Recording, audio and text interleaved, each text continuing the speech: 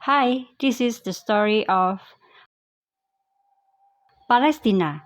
Jika mendengar nama Palestina saat ini yang terbayang adalah peperangan, air mata, korban jiwa, rusaknya bangunan, rumah-rumah.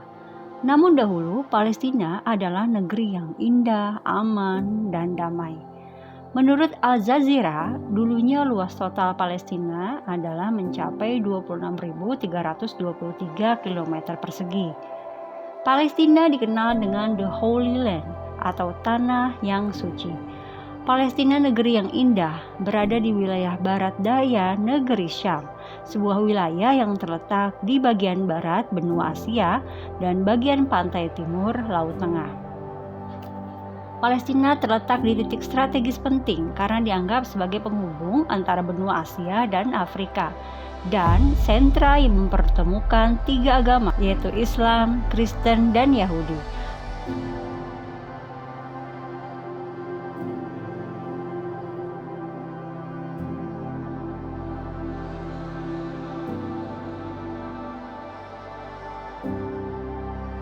By the end of the 19th century, Palestine has 500,000 inhabitants, of whom 30,000 live in Jerusalem. A veiled woman, a Sunni Muslim, one of the majority. An Orthodox Jew. He too turns away from the camera. Here we have an Armenian Pope. Each of the Christian denominations has its church here in the Holy City. The holy places of the three religions are scattered across a few hundred square meters.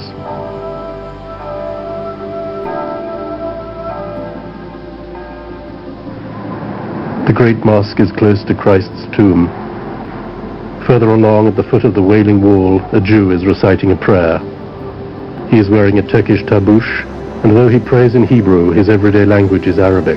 Asal kata Palestina disebutkan dalam catatan Assyria selama masa Raja Assyria Adi-Zari III, sekitar 800 sebelum Masehi dari kata Filista. Di Palestina terdapat lokasi-lokasi penting dan kota-kota penting seperti Laut Tengah, Laut Mati, Sungai Jordan sebagai bagian dari wilayah negeri Syam. Wilayah Palestina berada di wilayah pinggiran pantai, dataran tinggi, pegunungan, galur Yordan atau wilayah dataran rendah Yordan. Wilayah pinggiran Palestina bersebelahan dengan Gunung Karmel di Haifa sampai di wilayah Gaza. Di wilayah inilah terkonsentrasi pemukiman penduduk dan kegiatan ekonomi dalam skala besar. Terdapat juga kota tertua dalam sejarah Palestina yaitu kota Jericho atau Ariha yang sudah berkembang pada tahun 8000 sebelum Masehi. Di wilayah dataran tinggi juga berkembang sejumlah kota-kota penting Palestina seperti Al-Quds atau Yerusalem, Nablus, El-Khalil atau Hebron, Bethlehem, dan Ramallah. Sebagian besar wilayahnya bertanah subur, bagus untuk pertanian. Para petani Palestina memanfaatkannya untuk memproduksi kacang-kacangan, sayuran, pertanian zaitun, krom, perkebunan buah badam, dan penggembalaan ternak. Tanah Palestina merupakan tanah yang diberkahi, itulah kenapa dia disebut The Holy Land. Pasalnya, Palestina tidak lepas dari tanah tempat Nabi dan Rasul lahir. Adapun nabi-nabi yang lahir di Palestina adalah satu, Nabi Sulaiman alaihi salam. Putra Nabi Daud alaihi salam ini memang lahir di Yerusalem. Jika memasuki kompleks Masjidil Aqsa, kita akan menjumpai makam Nabi Sulaiman yang dikatakan sebagai tempat di mana ia meninggal dunia sambil memegang tongkatnya. 2. Nabi Ishak alaihi salam. Nabi Ishak alaihi salam merupakan putra kedua Nabi Ibrahim alaihi salam. Beliau dilahirkan di Palestina. Makamnya berada di Masjid Ibrahimi di perbukitan Hebron dan dianggap sebagai situs paling religius dalam Islam. 3. Nabi Yakub. Nabi Yakub alaihissalam lahir di Palestina dan merupakan putra dari Nabi Ishak alaihissalam. Israel merupakan nama lain dari Nabi Yakub. Pada akhir hidupnya, ia dimakamkan di Hebron, tepi barat, di dalam Masjid Ibrahimi. 4. Nabi Yusuf. Nabi Yusuf alaihissalam ternyata juga merupakan nabi yang lahir di Yerusalem. Ia adalah putra kesayangan Nabi Yakub alaihissalam yang berparas rupawan. Di Palestina bisa ditemukan situs Jub Yusuf, tepatnya di Galilea, yang diyakini sebagai sumur di mana Nabi Yusuf dilemparkan ke dalamnya oleh saudara-saudara yang cemburu kepadanya. Nabi Yusuf diperkirakan menjadi nabi terakhir yang dimakamkan di Masjid Ibrahimi di Hebron, tepi barat Palestina. Nabi Isa alaihissalam. Sebagian besar cendekiawan menyebutkan Nabi Isa alaihissalam lahir di Bethlehem atau tepi barat dan menghabiskan masa hidupnya di Palestina.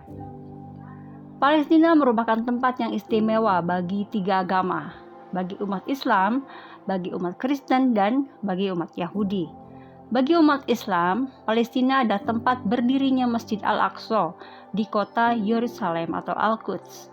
Masjid Al-Aqsa atau Baitul Maqdis ini pernah menjadi kiblat sholat pertama umat Islam sebelum akhirnya pindah ke Ka'bah di Masjidil Haram, Mekah. Lalu Masjid Al-Aqsa juga merupakan tempat persinggahan Rasulullah SAW saat Isra Mi'raj.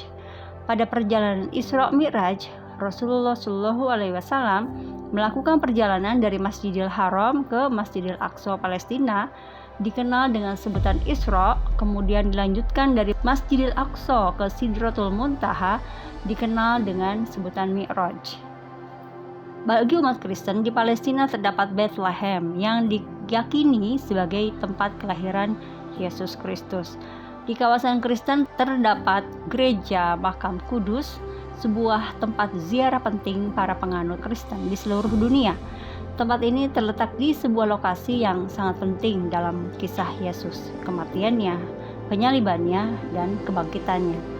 Dalam kepercayaan tradisi Kristen yang umumnya, Yesus disalibkan di sana, di Bukit Golgota atau Bukit Kalvari, dan makamnya terletak dalam bangunan perkuburan yang juga diyakini sebagai tempat kebangkitannya. Bagi Yahudi, Palestina adalah sebagai tanah yang dijanjikan, seperti yang tercantum dalam kitab suci yang mereka yakini. Bangsa Yahudi menganggap bahwa kuil Sulaiman itu berada di bawah Masjid Al-Aqsa. Di kawasan Yahudi terdapat kotel atau dinding ratapan atau tembok barat, sisa dari dinding tempat berdirinya Bait Suci zaman dulu. Banyak orang mengira bahwa negara Palestina hanya dihuni oleh penduduk yang beragama Muslim saja. Pada kenyataannya, selain Arab, ada juga yang bersuku Yahudi, Druze, dan beberapa suku bangsa minoritas lainnya. Dari sisi agama, umat Islam memang menjadi mayoritas penduduk di sana, karena hal ini terpengaruh pada masa akhir penguasaan di Palestina yang dikuasai oleh Kekaisaran Ottoman yang beragama Islam. Namun, pada kenyataannya ada juga orang Arab yang beragama Kristen di Palestina. Bahkan ketika penguasaan Ottoman berakhir di tahun 1922, umat Kristen di Palestina menyentuh angka 22% dari total populasinya. Dalam survei yang dilakukan oleh Palestinian Center for Policy and Survey Research pada 995 orang Kristen di Palestina, ditemukan fakta yang menarik bahwa orang Kristen Palestina yang meninggalkan Palestina karena alasan keekonomian dan keamanan, namun jauh lebih banyak lagi yang ingin tetap tinggal di Palestina dan jumlahnya hampir 70%. Alasannya karena mereka merasa sudah menjadi bagian dari negara Palestina. Tidak hanya itu, di Palestina juga terdapat komunitas Yahudi, terutama di Yerusalem Timur dan tepi barat. Pemukiman Yahudi di wilayah Palestina ini umumnya lebih agamis dan menjadi bagian penting dari kompleksitas politik di daerah ini. Dengan demikian, gambaran agama di Palestina mencerminkan keragaman yang ada di tengah konflik yang sedang berlangsung, di mana Islam tetap mendominasi, namun agama-agama lain juga memiliki tempat yang aman di antara masyarakat Palestina. Kehidupan Palestina pada zaman dahulu itu aman dan harmonis di tengah keheterogenan masyarakatnya.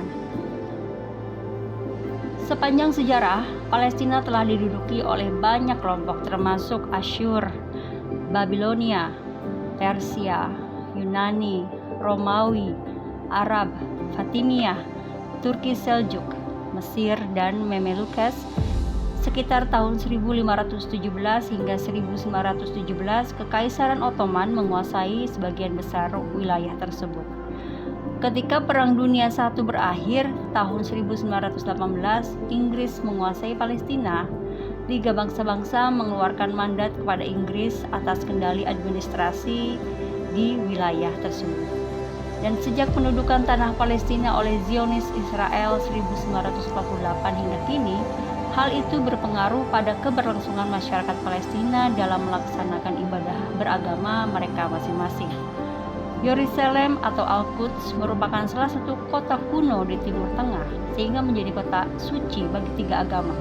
Namun sayangnya, Yerusalem juga menjadi titik api konflik paling berkepanjangan antara Palestina dan Zionis Israel. Bahkan untuk umat Muslim, impian untuk menjalankan ibadah dengan tenang dan damai sepanjang Ramadan menjadi sesuatu yang sulit untuk diwujudkan karena penjagaan ketat dari tentara Zionis Israel. Dilansir oleh Al Jazeera, ratusan ribu warga Palestina antri di pos pemeriksaan Kalandia, gerbang utama tepi barat Yerusalem setiap hari Jumat.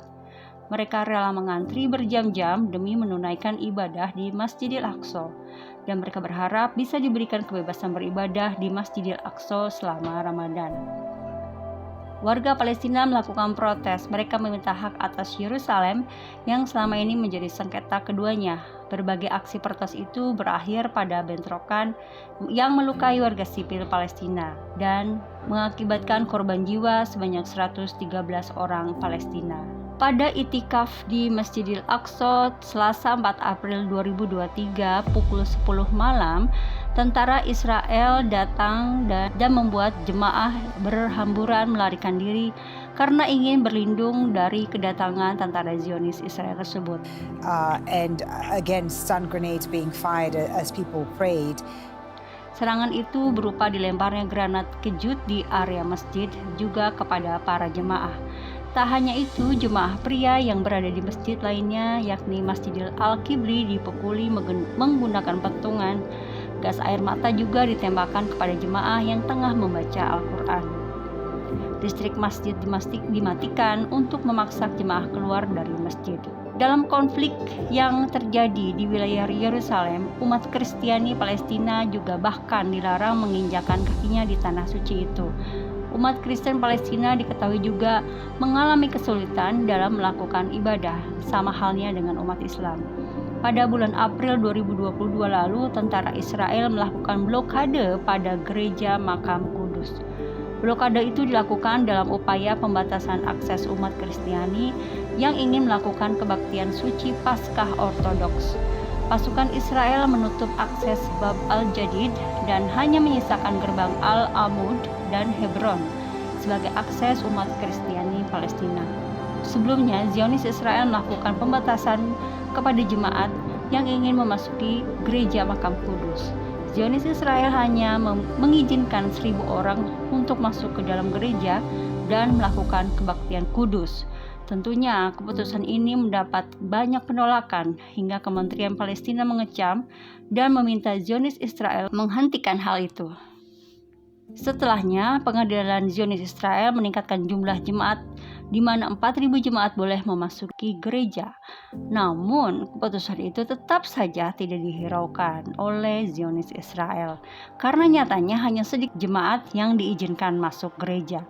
Sehingga hal ini menimbulkan protes dan bentrok antara tentara Zionis Israel dengan umat Kristiani Palestina. Setelah Zionis Israel merebut dan menduduki Yerusalem Timur pada tahun 1967, status quo yang rapuh tetap ada.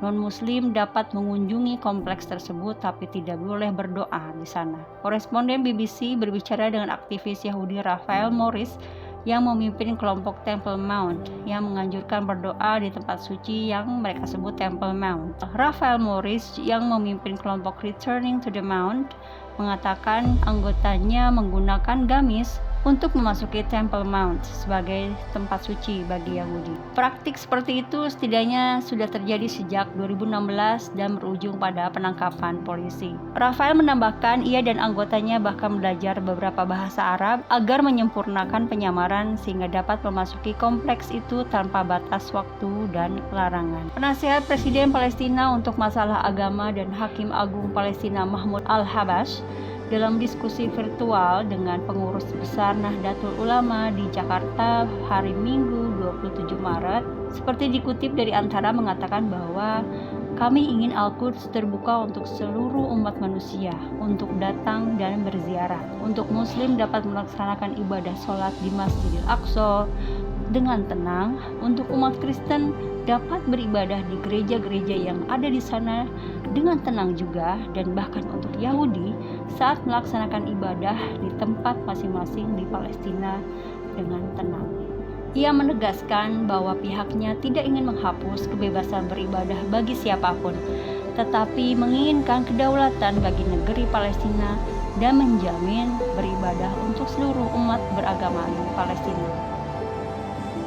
Untuk masyarakat Palestina tidak pernah terbayangkan bahwa hidup akan menjadi sulit, bahkan untuk kebutuhan dasar seperti beribadah sekalipun. Pendudukan tidak pernah bisa diterima oleh siapapun, karena kemerdekaan adalah impian semua orang. Doa dan harapan terbaik selalu terpanjatkan untuk Palestina agar segera dapat meraih kemerdekaan dan kedaulatan dan bisa melanjutkan hidup dengan aman, damai, dan tentram di negerinya sendiri.